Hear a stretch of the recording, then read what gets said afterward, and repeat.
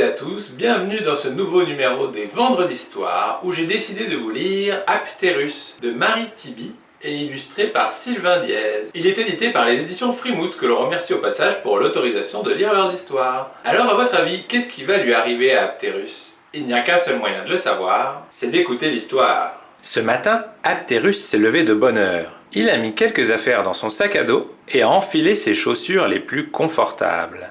Depuis longtemps, cette question le poursuit.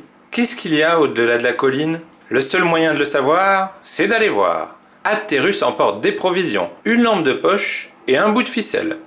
Ça sert toujours la ficelle. Il vaut mieux être prévoyant. Il se met en route courageusement. Il grimpe, trébuche, se fraye un chemin dans ce terrain hostile. Ça n'en finit plus de monter. Allez, courage, tu es presque au sommet. Apterus est épuisé, mais il est têtu. Sa curiosité le pousse à se surpasser, oublier ses peines et continuer. Encore un effort. Le sac est lourd, il fait chaud, et ses pieds lui font un mal de chien. Pourtant, il ira au bout. Il se l'est promis. De temps en temps, il s'accorde une pause, grignote un peu et se repose. Dès qu'il a récupéré ses forces, il se remet en route. Quelle persévérance il a, ce petit! La récompense est là. Le sommet est en vue.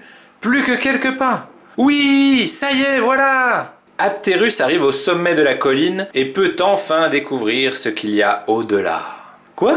Apterus se frotte les yeux. Il n'y croit pas. Tout ça pour ça? Derrière la colline escaladée depuis des heures, il y a une autre colline! Ben quoi, Apterus, petit insecte intrépide et obstiné? Tu ne savais pas que le chameau a deux bosses? Bon, mais alors, qu'est-ce qu'il y a au-delà de l'autre colline?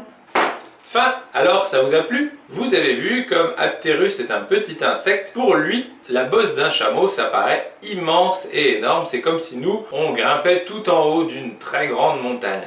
Une fois arrivé en haut, il a vu qu'il allait devoir faire de même s'il voulait savoir ce qu'il y a de l'autre côté de la seconde colline qu'il a aperçue. Donc Apterus a peut-être été un peu déçu de voir qu'il n'était pas arrivé au bout de ses peines, mais néanmoins, il s'est donné les moyens et il a tout fait pour parvenir à assouvir sa curiosité et savoir ce qu'il pouvait bien y avoir de l'autre côté de la colline, ce qui l'intriguait depuis longtemps. Donc il ne faut pas hésiter à tout faire pour réaliser ses rêves et ses envies, et essayer de s'en donner les moyens. Même si ça peut être dur et compliqué, Apterus n'a pas renoncé. Et donc Apterus, c'est une partie du nom scientifique des petits insectes rouges et noirs qu'on voit régulièrement par chez nous et qui sont souvent surnommés des gendarmes. Donc voilà, sur ces bonnes paroles, il ne me reste plus qu'à vous souhaiter une excellente journée, un excellent week-end, et je vous dis à la semaine prochaine pour une nouvelle Vendredi d'Histoire. Salut!